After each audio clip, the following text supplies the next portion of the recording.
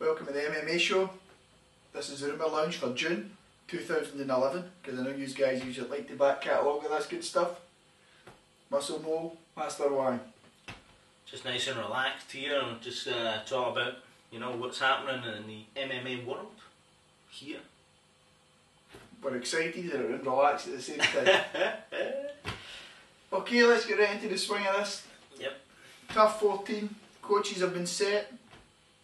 We have Michael Bisping and Mayhem Miller. I think Mayhem Miller's obviously a good choice. He's had a lot of camera time in terms of can beat the bully, all that sort of stuff. His showmanship you've seen in Japan and Strikeforce, he's got the showmanship. Will he have the capacity to put that knowledge forth? I think he said it himself though, he said I'm bringing my own independent fan base to this. Whether that's how he's used to try and sell himself onto the show or no. Bisping, most people hate him. We personally, the show, we like him, met the guy, top man. Top guy.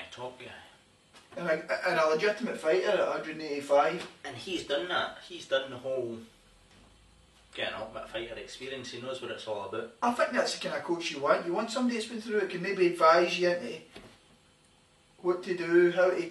Because it may be easiest to get dragged away with things when you're in the house like that, and how to keep up your training regime, all that stuff would be difficult.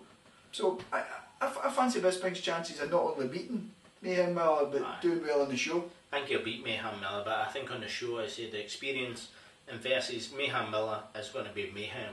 I think he's the sort of person who would thrive in the environment of being given a camera, and he'll go out his way to be really awkward and make it really sensational. Can film. It's going to be an exciting episode to watch because of him. I think they need that. The last one, I kind of liked it a wee bit more because with DeSantos and Lesnar, there wasn't any of that fake crap smashing doors and hating each other. Just two guys that are there to do a job. Shaking each other's hands. Sure, they were supposed to fight, but why have any animosity when they're basically supposed to be there for training, guys? And you don't ever see like the Black House guys fighting at a UFC event with Greg Jackson's guys. It's not like that. You don't have that kind of thing. So why would you have it just because there's a camera in front of them? That brings us to the tough finale. You hit 1.8 million views, so it's pretty good. Spike must have done well out of that. It's pretty good. I think kind of tough is going from strength to strength, strength to strength. Another organisation that's gone strength to strength is On Top. It's a Scottish organisation here in Scotland. You've been to a few events. We think you've been to more than one, in fact. Well, this is the second one. This is On Top 2. But for all the people who don't understand their accent, it's not Klingon or whatever. It's Scotland, and On Top is a Scottish... Is it Celtic Park again, or is it? Bellahouston Park, I think. Okay.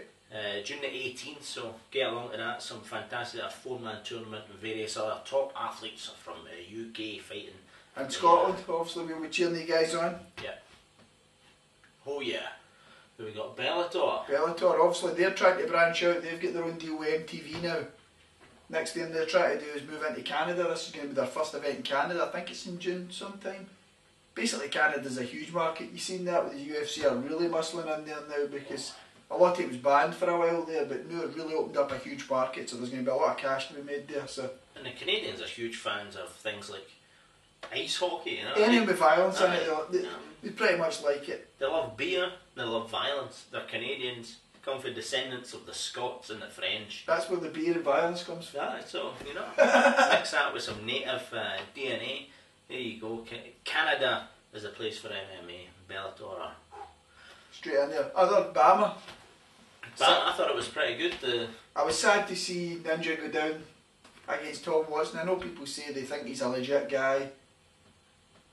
You know, trains with all the right guys, everything, but I just don't rate him, and I felt terrible for Ninja to go out in that and not. I mean, he couldn't beat Alex Reed. I watched the Tom Con Watson training videos. It's a wee independent folk in New Mexico, where the training facility, Jackson's training facility, and I've done a fighter thing. It's posted on the MMA show Facebook videos, and Brian Stan and all these sort of things. And he comes across a really genuine guy, trains hard, all that sort of stuff. And he did seriously take Ninja apart, and it's probably a good which I was really shocked about. But to be fair though, Ninja looked really stiff. He didn't look particularly good. So sad to see Ninja go. I suppose well done to Gordon Watson. Another Scottish MMA event happening on August 27th, a couple of months away, but you can check out the trailer and etc. That's the Magnum Force 2. That's happening on the west coast of Scotland in Irvine. That's going to be superb. We know a few of the guys fighting there. That's going to be quite interesting. I'm looking forward to that personally. The MMA show hopefully be there. Oh yes, oh yes. So what we've got next? Henzo, I hear something about they're trying to get obviously Rio, Brazil, they're trying to get a Gracie to represent. I think a lot of the Gracies have been trying to muscle their way into almost kind of have helped run the thing. And there's a lot of them. And there is a lot of them. And Henzo was saying he thought a Gracie should be fighting in this event. He thought himself, but he says his life's nuts, so he couldn't get training for it. Nothing to do with old Hughes boy just kicking his ass with K1 level striking. So I don't know, is he talking Hoyce, is he talking about? Who else could it be? I mean, it could be the Hodger boy. Hodger is Strikeforce. Aye, he's signed up to a fight already. But that's he's fighting King Mo. So I don't know. Although they did say though, tying this on, they said there is a lot of Gracies though. There is a shed load of Gracies, like, and I just don't think anything's relevant enough to justify being on the card. I don't mind you pairing up against somebody old, but I just wouldn't enjoy sticking an older kind of first or second generation MMA guy in against an elite guy today because they just get wasted. Actually, I think you should UFC Hall of Famer. I think Dan Severn. They should shove him in UFC Real. Skin tight pants and the moustache. How could it go wrong? Couldn't. Talking after the UFC or Zuffa saying there wouldn't be any crossover fights. Oh. Right now for Strikeforce already we have GSP versus Nick Diaz. Nick Diaz. Oh. The bookies are saying though, seemingly the odds are starting to swing now. It started out, Diaz was away out in the cold. Coming in like a train now, so if you want to get some money in Diaz, get it now. I personally think he'll get his ass kicked in the Underthal that he is, but he can if he keeps. He's got the best training camp to prepare for GSP because his main man they've just had a training camp. Just fought him. I always pick against him. Anytime me and Master Wang we sit and watch the fights and beers, I always pick against Nick Diaz, and every time he proves me wrong. It's going to be no different against GSP, but I hope so. I hope he wins. Just for the fact that I think GSP needs to be beaten for him to take his game to the next level. That happened before, I think, to be quite fair. He did hit a plateau, and only thing is, people would argue that was the turning point where he stopped being a striking, kind of dynamic kind of stand-up guy to, you know, hides behind his jab and takes people down. Does he? Pretty much. It's usually because we doze off before the end of the...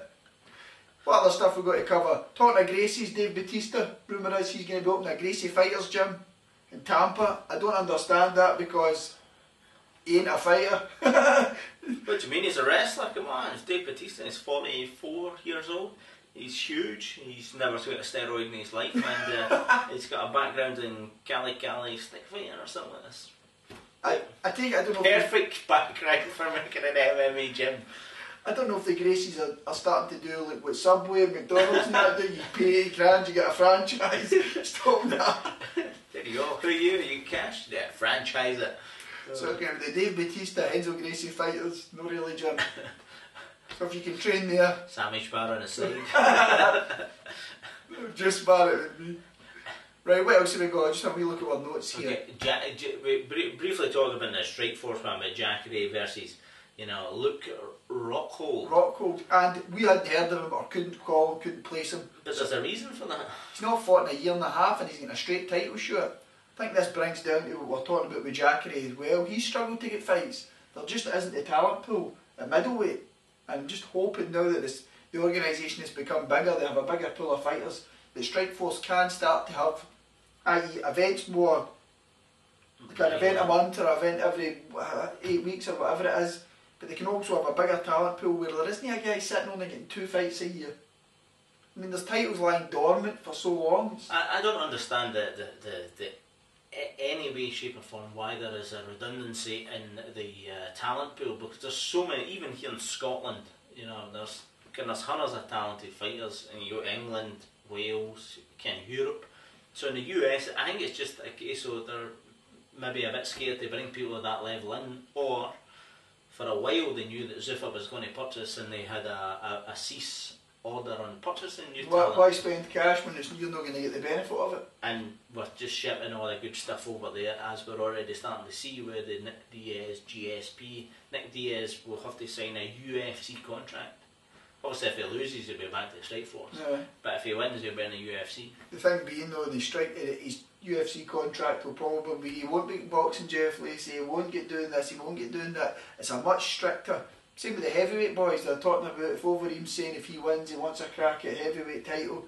If he does that, he'll need to stop his K1, his dream, all that stuff will need to end. Yeah. And also, that's one thing that's quite interesting. We know that Zuffa owns Strikeforce. Will it be a case of, we had a lot of Japanese back and forth with Strikeforce, Aoki being a classic example coming over? Will that happen? But I honestly believe they're just running down the TV deal. Once the TV deal ends, they'll use up the guys they owe fights, they'll give a fight in the UFC or whatever. The way they done with Mark Hunt, they owed him a fight, they owed him 2 fights. They'll give him his 2 fights, then that'll be it done. They won't continue after the TV deal's done. It'll just be back to one brand, one. That's my opinion. If you feel any different, hit us up, post us. Hit us up! Check out the website, MMAshow.info. We've got plenty in there to be looking at. All the Scottish events in our calendar.